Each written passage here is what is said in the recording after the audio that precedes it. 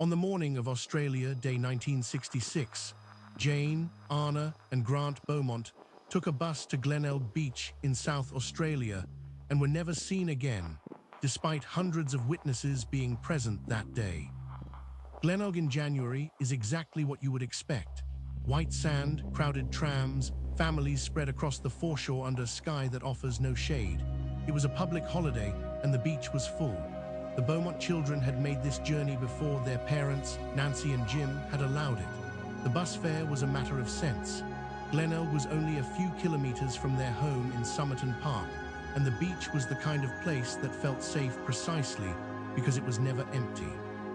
Jane was 9 years old and considered responsible enough to look after her younger siblings. Arnna was 7, Grant was 4. They left the house that morning and were expected home by noon. They did not come home. Jim Beaumont reported the children missing late that afternoon.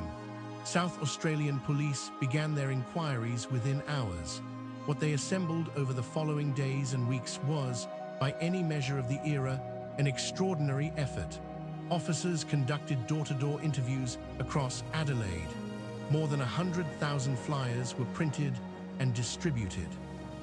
The investigation became the largest of its kind in Australian history at that point, a bureaucratic mobilization that reflected not just institutional urgency, but something closer to collective panic.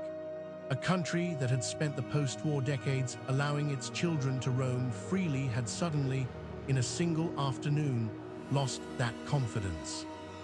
Witnesses came forward in numbers. Multiple people at the beach that day recalled seeing the 3 children in the company of a tall, blond man, estimated to be in his late 20s or early 30s.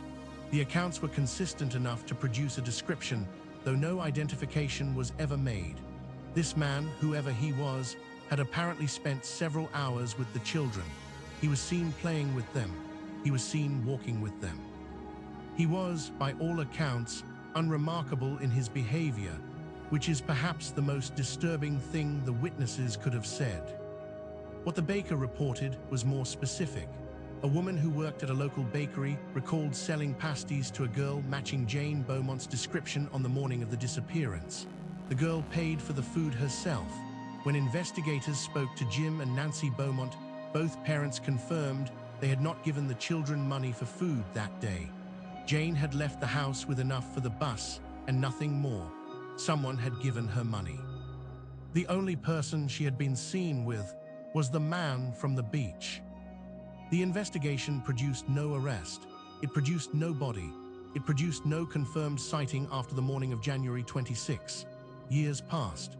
The case remained open, and it remained in the specific way that cases without resolution tend to remain present. Families in Adelaide did not forget.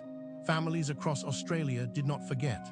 Social historians who have studied the period document a shift in child-rearing culture that was nationwide, rapid, and essentially permanent.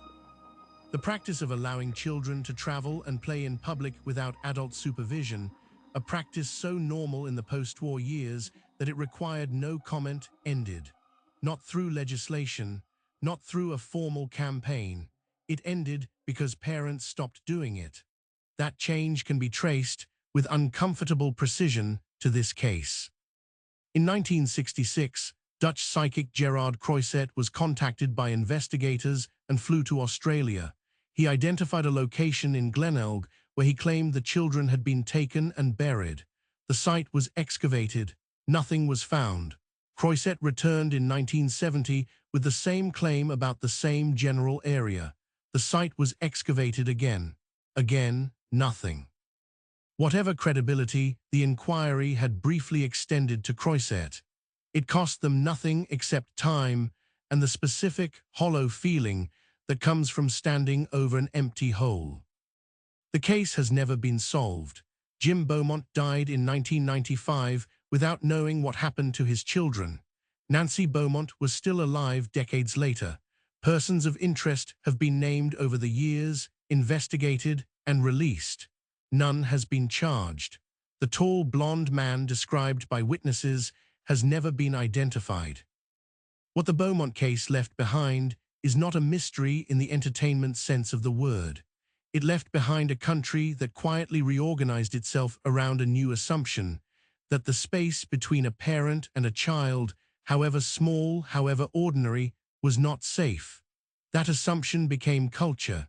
That culture became the present. 3 children boarded a bus on a summer morning in full view of a city that was watching, and no one saw what happened to them.